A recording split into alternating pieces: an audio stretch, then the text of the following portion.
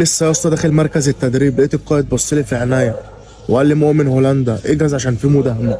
لسه اول يوم، ايه الدنيا؟ قلت له يا قائد قدها.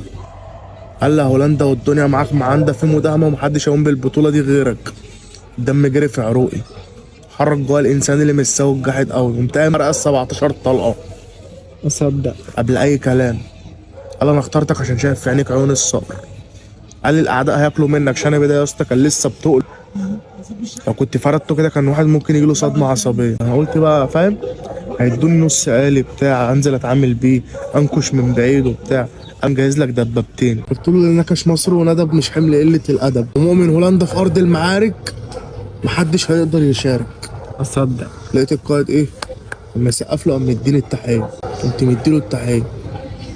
انا قلت بقى فاهم هيطلع معاه ايه 5 6 من الكتيبه وبتاع. قال لي لا انا عايزك بطولك. قلت له قدها يا قائد. دخلت بالدبابتين الصحراء، دبابه خلصت بنزين، عسكري عادي يلف ويرجع يكلم القائد بتاعه. انا مفيش الكلام ده. قمت رافع الدبابه على كتفي ماشي بيها لحد منطقه المداهمه. المداهمه كانت في منطقه اسمها سيدي الحلي.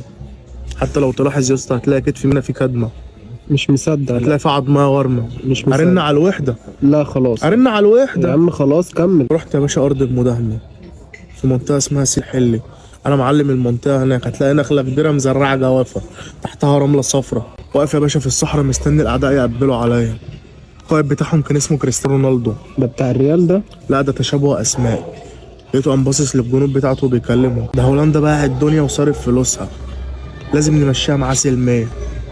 الجنود ابتدت تخاف، قالوا قدامنا وحش هياكلنا. واحد من الكتيبة بتاعته بيضرب عليا طلقة، قمت ماسكها بإيدي على بعد كام 30 كيلو. قلت له جون احترم سنك عشان ما يقلش منك. انا عارفهم بقى كلهم، انا مش طالع المداهمة كده على الله.